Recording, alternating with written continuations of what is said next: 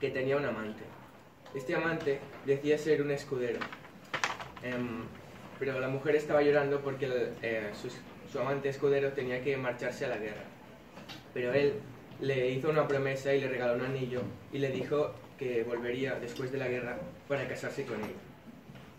Al día siguiente todas las tropas fueron hacia la guerra y el pueblo pues fue a mirar cómo marchaban, y Margarida pues no pudo reconocer a su amante en las tropas hasta que bueno, una vez pasaron todas, pasó el conde, y entonces Margarida reconoció a su amante, que decía ser un escudero, como el conde de Gómara.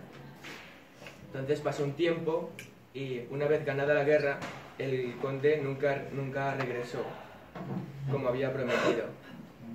Y todas sus tropas estaban felices porque habían ganado la guerra, pero él siempre estaba triste y paranoico. Entonces su escudero de más confianza le preguntó qué le pasaba y por qué siempre estaba triste. Y entonces él le contó que estaba viviendo unas cosas muy extrañas últimamente. Y le contó que una vez en la batalla estaba encima de su caballo yendo hacia las lanzas enemigas, estaba a punto de morir y una mano cogió el caballo y hizo que él no muriera. Entonces preguntó a todos los soldados quién había sido, pero nadie había sido. Después, en la mañana, vio a esa misma mano descorriendo las cortinas de su habitación y le dijo: mientras estamos hablando, veo esa misma mano encima de mi hombro. Entonces su escudero pensó que estaba loco y fueron a pasear un poco y se encontraron con un joglar que estaba cantando un romance que se llamaba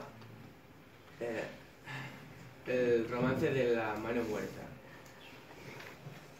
que trataba de un escudero que en realidad era un conde, que era el amante de una mujer que le dijo que volvería pero nunca volvió, y entonces sus hermanos la mataron porque era la deshonra de su familia, y por mucha tierra que pusieron siempre quedaba la mano encima de la tierra donde tenía el anillo y nunca se podía tapar.